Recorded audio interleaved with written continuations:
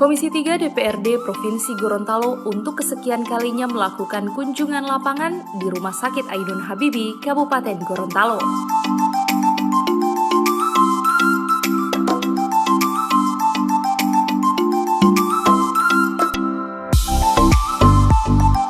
Kunjungan kali ini dalam rangka meninjau lokasi yang akan dibangun instalasi pembuangan air limbah atau IPAL yang telah diajukan ke DPRD Provinsi Gorontalo oleh pihak Rumah Sakit Ainun Habibie.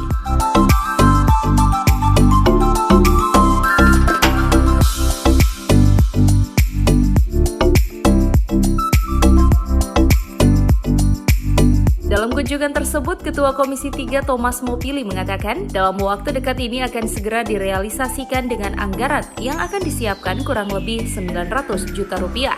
Jadi kita sudah beberapa kali datang di sini terkait dengan pengawasan konstruksi pembangunan ruang isolasi khusus.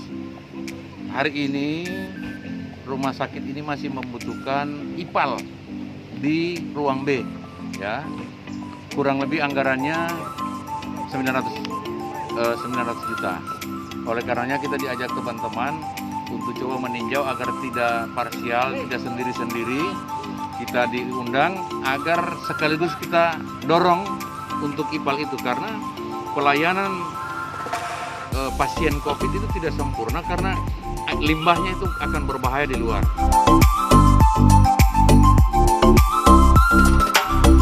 Selain meninjau lokasi pembangunan IPAL, tim Komisi 3 juga melihat bangunan ruang isolasi pasien COVID-19 yang baru-baru ini telah diresmikan oleh pemerintah Provinsi Gorontalo.